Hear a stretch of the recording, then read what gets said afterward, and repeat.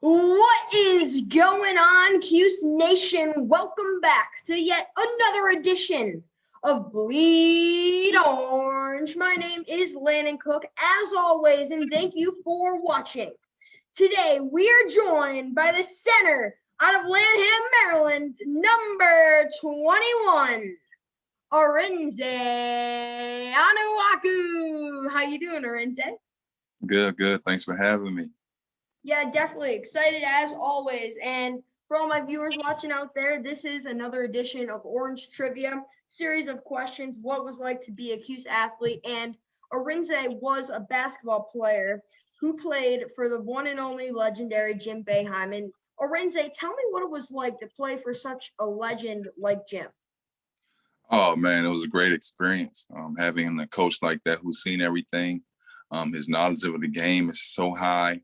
Learning from him on a day-to-day basis, being there 4 years with him, learning so much, being a sponge was a great experience, man. Second to none. You know, you can't get experience like that every day. Yeah, I'm sure it was. And he is known to be a little frisky at times. Is there a time that you could really remember and you always remember where he just like got on you in a moment in practice or even a game? Oh man, that was every day with me.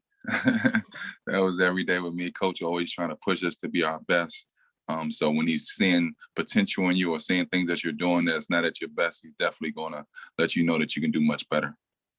Yeah, definitely. You always kind of wonder with him.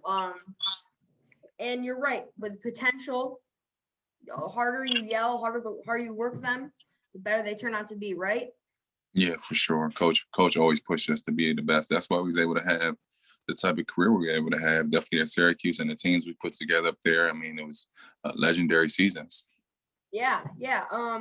And if you were to tell me your game day routine from the night, even the night before the game, the morning you wake up, throughout the day, what would your game day routine be for a game? Usually, um, night before we might do like a cold tub, get a good meal at night. We usually go to the hotel the night before, we watch film, break down the team a little bit, and then we wake up in the morning and then we usually, if it's an early game, we might watch film in the morning. But that day, it's usually class. And then, I usually go to the training room, might get like a hot and cold bath, like hot, cold, just to get my legs going, get my legs loose for the night. And then, get a pregame meal. Usually say a prayer at my room and then head over to the gym, get the shots up and just get the body going, get ready for the game. Awesome.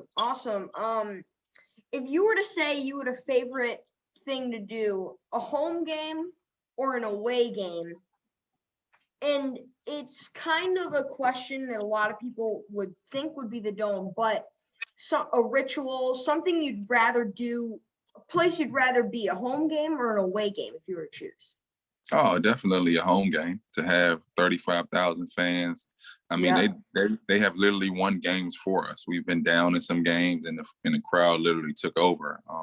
Just Yeah. the adrenaline in the building with the fans screaming. I mean, it changes the game.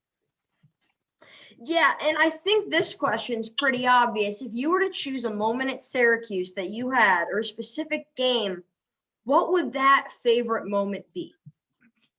Probably think off two off the top of my head. One, when I shattered the backboard at Midnight Madness, and two, definitely the 6 overtime game. Yep. And for that 6 overtime game, what was running through your team's head, and what did Coach Jim Boeheim say to you guys to have your mental capacity last for that long?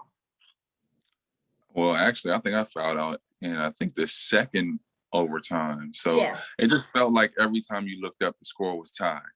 Guys were really tired. So that was Big East tournament. I remember we were playing back nights. Guys were really tired, but I mean, they fought through. I think Johnny and Paul might have played the entire game. We had walk-ons in the game at the end of the game. It was just one of those games that every time you looked up, it seemed like it would never end, but we were able to get the win.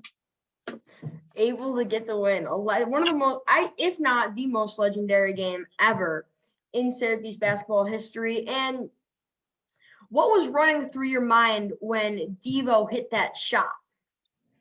Oh, The I buzzer thought I, beater. I thought it was over. I thought it was Yeah. over. He jumped on the table. We all ran out there, and then they called it off. So we had to kind of refocus and get back to playing. All right, all right. Now that moment and Midnight Madness, you choose. If you were to say one of your favorite experience, which one would you choose? It's hard to choose because obviously Midnight Madness was only the Syracuse fans there, Yeah, but the sixth overtime game, the world was watching. So the bigger yeah, stage was definitely the world watching, but I think the biggest shock was probably the backboard breaking. yeah. My dad always told me about that story. He's like, I was up till 3 in the morning watching that game. The whole city, the whole world was watching. Right. Madness. Now, if you had to choose a favorite thing to do as a team, what would that favorite thing to do be? Would it be video games? Could it be just shooting around at a nearby park? What would you say your favorite thing to do to bond with your team be? I know we went to the mall a lot. That's one of the things we like to do. You know, they have the big mall in Syracuse. So Yeah. we went to the mall a lot as a team, just to, some time away, a little bit of shopping, get some food, relax. Yeah. Mm-hmm. What was your favorite spot in the mall? I mean, we like sneakers, so we used to always end up at all the shoe stores for the most part at the mall. Yeah. Mhm. Awesome. Awesome. And if you were to say, so quarantine was a crazy time these past few years. Oh man, time has been flying by. If you were to say you had a favorite thing to do during quarantine to keep you busy, what would that be? During quarantine is when I really started pushing my clothing line. So Yeah. During quarantine, I was getting a lot of online orders. So fulfilling orders is what kept me busy during my quarantine for the most part. Awesome. Yeah, check him out. AO Clothing.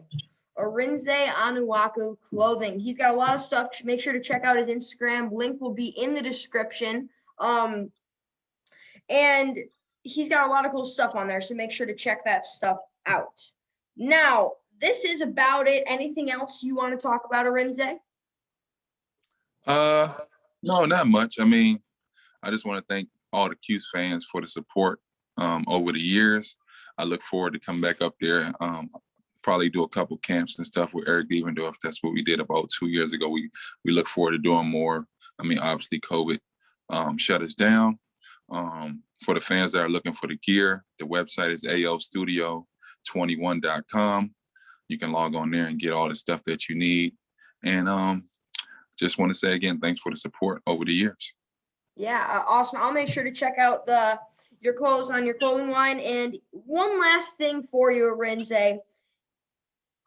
If you were to give an inspirational quote to a young kid who wanted to be in your shoes, what would those inspiring words be? I would say hard work beats talent when talent doesn't work hard.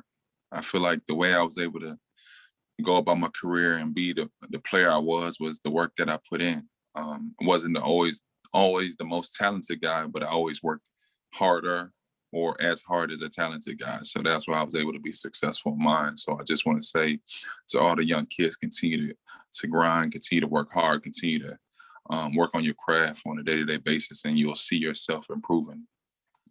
Inspirational, Cuse Nation. You heard him, the man himself, Big 21, Arinze Onuaku. Thank you so much for coming on the show today. And always remember, Cuse Nation, let's go Syracuse. See you guys.